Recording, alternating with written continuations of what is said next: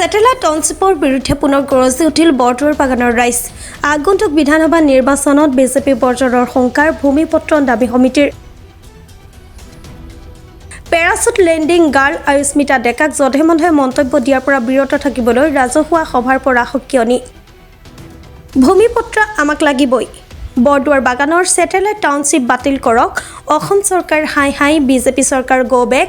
মুখ্যমন্ত্ৰী ডক্টৰ হিমন্ত বিশ্ব শৰ্মা হুঁচিয়াৰ। আমাক ভূমিপত্ৰ লাগিবই, ইনকলাব জিন্দাবাদ আদি শ্লোগানেৰে পুনৰ উত্তাল হৈ উঠিল বৰদুৱাৰ বাগান। আমাক পট্টা লাগিবই, আমাক পট্টা লাগিবই, আমাক পট্টা দিব লাগিব, আমাক পট্টা দিব লাগিব। হিমন্ত বিশ্ব হুঁচিয়াৰ, হিমন্ত বিশ্ব হুঁচিয়াৰ। আমাক চৰকাৰ নালাগে, আমাক চৰকাৰ নালাগে। বৰদুৱাৰ বাগানৰ মুডুকিত অনুষ্ঠিত নিখিল ৰাভা জাতীয় পৰিষদ আৰু ভূমিপত্ৰণ দাবী সমিতিৰ উদ্যোগত ভূমিপত্ৰা সম্পৰ্কে আৰু নিখিল ৰাভা জাতীয় পৰিষদৰ শাখা সমিতি গঠনৰ উদ্দেশ্যে অনুষ্ঠিত সভাত পুনৰ ছেটেলাইট টাউনশ্বিপৰ বিৰুদ্ধে গৰজি উঠিল এইসকল ৰাইজ। খিলঞ্জীয়াৰ ভূমি বহিৰাগত গোটাই দিয়াৰ যোজা চলোৱা হিমন্ত বিশ্ব শৰ্মা নেতৃত্বাধীন চৰকাৰখনৰ বিৰুদ্ধে সৰব হৈ পৰিছে এইসকল বৰদুৱাৰ বাগানৰ ৰাইজ। দীৰ্ঘদিনীয়া প্ৰতিবাদী কাৰ্যসূচী ৰূপায়ণ কৰাৰ পিছতো বিভাগীয় কৰ্তৃপক্ষই কোনো ধৰণৰ আনুষ্ঠানিক ঘোষণাৰ পৰা বিৰত থাকি সান্তনা দি অহাক লৈ পুনৰ সৰব হৈ উঠিল বৰদুৱাৰ বাগানৰ মুডুকি অঞ্চল। আমিতো দীৰ্ঘদিন ধৰি প্ৰতিবাদে কৰি আছোঁ। আমি 2021 চনৰ পৰা যি পাত্তা বিচাৰি আছিলোঁ, 2025 চনত যিটো ছেটেলাইট চিটি ইয়াত ঘোষণা কৰিলে, তাৰপিছত ধাৰাবাহিকভাৱে আন্দোলন হৈ আছে। আমি আন্দোলনৰ জৰিয়তে অসম চৰকাৰক বাৰে বাৰে জনাই আছোঁ, মুখ্যমন্ত্ৰীজনক জনাই আছোঁ যে ইয়াত যিটো ছেটেলাইট টাউনশ্বিপ ঘোষণা কৰিছে সেইটো বাতিল কৰক। আজি ঠিক 2টা বজাত আমি উৎসৱৰ পৰা এখন কাগজ পালোঁ, য'ত GMDৰ পৰা এইটো ঘোষণা কৰিছে, ইয়াত নিবিদা বিচাৰিছে, ইয়াত গ্ৰথ চেণ্টাৰ হেৰি কৰাৰ কাৰণে। আমি লগে লগে শংকিত হ'লোঁ আৰু তৎমুহূৰ্ততে আমি অঞ্চলৰ কিছু ৰাইজক খবৰ দিলোঁ। আজি বহুত ৰাইজ ইয়াত গোট খাব নোৱাৰিলোঁ। যিখিনি ৰাইজ আহিব পাৰিছে আমি সেইখিনিৰ লগত এটা আলোচনা হ'লোঁ আৰু পৰৱৰ্তী সময়ত আমি 22 তাৰিখৰ পৰা 25 তাৰিখৰ ভিতৰত এখন বৃহৎ সভা আমি আয়োজন কৰিম।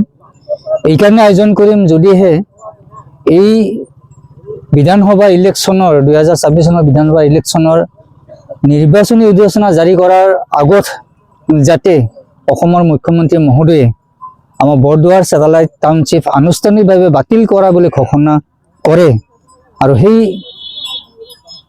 প্ৰতিবাদ হিচাপে আমি 22ৰ পৰা 25ৰ ভিতৰত এখন বৃহৎ প্ৰতিবাদী সভা আমি ইয়াত উলিয়াম আৰু সেই সভাৰ জৰিয়তে আমি ঘোষণা কৰিম যে যিবোৰ দলে আমাৰ প্ৰতিশ্ৰুতি দিব পাৰে যে আমাৰ চৰকাৰ আহিলে বা এই বিজেপি চৰকাৰে প্ৰতিশ্ৰুতি যাতে দিব পাৰে যে আমি এই ছেটেলাইট টাউনশ্বিপ উঠাই লৈছোঁ, তেতিয়াহ'লে আমি বিজেপি দলকে এই অঞ্চলৰ ৰাইজক ভোট দিবা দিম। আৰু যদি ছেটেলাইট টাউনশ্বিপ আনুষ্ঠানিকভাৱে বাতিল নকৰে তেতিয়াহ'লে বিজেপি দলক ইয়াত কোনো ধৰণৰ নেতা কৰ্মীক আমি এই অঞ্চলত প্ৰৱেশ কৰিব নিদিম। গুৱাহাটী মহানগৰ সম্প্ৰসাৰণ নিগমৰ তৰফৰ পৰা গ্ৰথ চেণ্টাৰ পলাশবাৰী নিৰ্মাণৰ বাবে এখন বিশেষ জাননী প্ৰকাশ কৰিছিল। অৱশ্যে পলাশবাৰীৰ ক'ত নিৰ্মাণ হ'ব এই গ্ৰথ চেণ্টাৰ সেই সিদ্ধান্ত বৰ্তমানেও নিশ্চিত হোৱা নাই। GMDৰ ফালৰ পৰা ইতিমধ্যে পলাশবাৰীত উন্নয়নৰ বাবে কাম কৰিব বিচৰা প্ৰতিষ্ঠানসমূহলৈ নিবিদা বিচাৰি দিয়া বিজ্ঞাপনৰ পিছতে পুনৰ শংকিত হৈ পৰিছে বৰদুৱাৰ বাগানৰ এইসকল ৰাইজ। ভূমিপত্ৰ প্ৰদানৰ বিপৰীতে খিলঞ্জীয়াক উচ্ছেদ কৰি খিলঞ্জীয়াৰ ভূমি বহিৰাগত গোটাই দিয়াৰ প্ৰচেষ্টাক তীব্ৰ ভাষাৰে গৰিহণা দিয়াৰ লগতে প্ৰস্তাৱিত বৰদুৱাৰ বাগানত কোনোপধ্যে ছেটেলাইট টাউনশ্বিপ হ'বলৈ দিয়া নহ'ব বুলি হুংকাৰ দিয়ে।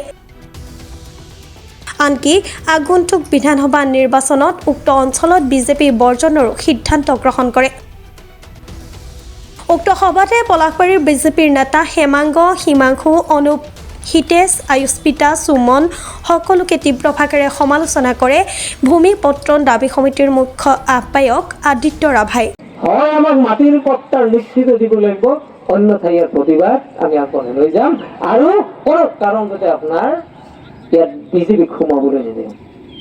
যদি কোনোবা বিজেপি মানুহ সোমায় এই হেমাংগৰ হিমাংশুৰ আপোনাৰ অনুপ চনুপ এক মাখা আছে তাহাঁতৰ কিবা হিতেশ ডেকা কিবা ডেকা কলিতা নলিতা ইফালে আৰু আপোনাৰ এই কথাখিনি কৈ দিওঁ ৰমেন ডেকাৰ আপোনাৰ ছত্তীশগড়ৰ ৰাজ্যপালৰ জীয়েক এটা আয়ুস্মিতা ডেকা আৰু আপোনাৰ সুমন হৰিপ্ৰিয়া হেনো কাবাই আহি পাইছে ইমান সমাজ সেৱা কৰিবলৈ তেখেতসকলৰ মানে হেতাৰ ওপৰত তেখেতসকলে কৈছে যে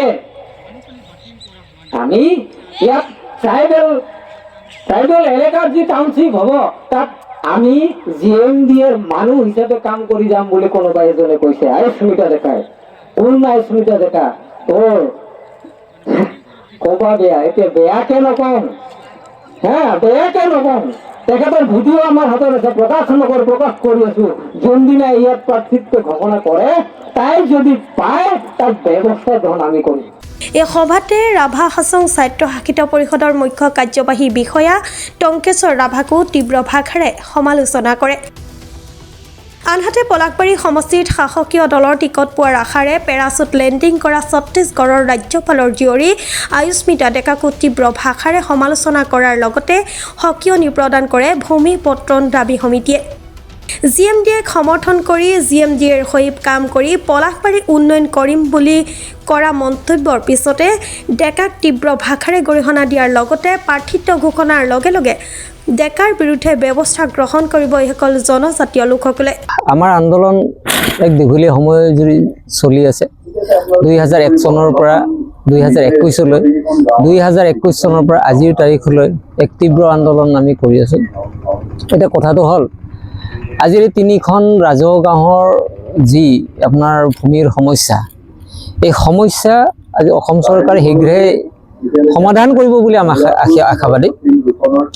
আৰু ইতিমধ্যে যোৱা 9 জুনত এদিনীয়া অধিৱেশনৰ বিধানসভাৰ অধিৱেশনত তেখেতে ইয়াত নহয় বুলি কৈছে, তথাপিও তেখেতে কিন্তু এতিয়ালৈকে আনুষ্ঠানিকভাৱে ঘোষণা কৰা নাই এই বাতিল হৈছে বুলি।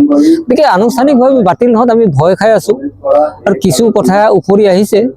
আজি আমি দিনৰ প্ৰায় 11 বজাত পুনৰ গম পালোঁ ইয়াত এটা গ্ৰোথ চেণ্টাৰ বনাব পলাশবাৰীত। এতিয়া গ্ৰোথ চেণ্টাৰ বুলি কওঁতে ইয়াতে হ'ব নে বোলে আপোনাৰ পলাশবাৰী ক'ৰবাত হ'ব আমি গম নাপাওঁ। যদিও যিহেতু আজিৰ তাৰিখত এই বিজেপি চৰকাৰখনে জনজাতিসকলৰ ভূমি ভেটি কাঢ়ি ল'বলৈ গৈ আছে আৰু বনিয়াক সপি দিব গৈ আছে, তাৰ বাবে আমি আহ্বান কৰিছোঁ তেখেতসকলৰ ওচৰত আমি দুটা প্ৰত্যক্ষ দাবী জনাইছোঁ। এক, আগন্তুক নিৰ্বাচনৰ আগেই তেখেতসকলে আমাৰ ইয়াত যি প্ৰস্তাৱিত বৰদুৱাৰ ছেটেলাইট টাউনশ্বিপ আনুষ্ঠানিকভাৱে ঘোষণা কৰক যে ইয়াক বন্ধ কৰা হ'ল। 2, আমাক শীঘ্ৰেই আমাৰ এই যি 2100 পৰিয়াল তথা তাৰ লগত লাগি থকা প্ৰায় 3500 পৰিয়াল বাকীখিনিও আছে, গতিকে তেখেতসকলক আমাৰ পট্টাৰ ব্যৱস্থা কৰক। অন্যথা ইয়াৰ কোনো শাসকীয় দলৰ MLA বিধায়কক ইয়াত সোমাই আমাৰ ইয়াত নিৰ্বাচনী কাৰ্যসূচী চলাবলৈ আমি নিদিম। মাননীয় মুখ্যমন্ত্ৰীয়ে আমাৰ কথাখিনি বিচাৰ কৰক। ইয়াত আপোনাৰ ৰাভা হাছং অট'নমাছ কাউন্সিলৰ মুখ্য কাৰ্যবাহী সদস্য টংকেশ্বৰ ৰাভা ডাঙৰীয়া আছে। তেখেতে ইতিমধ্যে আমাকতো ইয়াত ট্ৰাইবেল টাউনশ্বিপ লাগে বুলি ঘোষণা কৰি গৈছেই। তেখেতে ভুল স্বীকাৰ কৰি ইতিমধ্যে এইটো এনে কৈছোঁ বুলি কৈছে, নাজানো। কাৰণ তেখেত NDAত মিত্ৰতা থকাৰ পিছত এই কথাবোৰ কয়, কি আপোনাৰ জুতি চাবলৈ কৈছিল আমি নাজানো। গতিকে তেখেতকো আমি আহ্বান জনাইছোঁ, আপুনি থিয় হয় আৰু চিধাই কওক, চিধাই ক'ব লাগে মুখ্যমন্ত্ৰী যে আমাৰ এলেকাৰ কাউন্সিল এলেকাৰ কোনো ভূমি 1 ইঞ্চিও ভূমি কোনো পুঁজিপতি গোষ্ঠীক কোনো টাউনশ্বিপৰ বাবে কোনো গ্ৰথ চেণ্টাৰৰ বাবে নিদিওঁ বুলি তেখেতে কওক। সেইখিনি কথা আৰু বেলেগ কথা নাই। মিৰ্জাৰ পৰা সুনীল দাসৰ ৰিপৰ্ট, প্ৰাতঃ টাইম ডিজিটেল।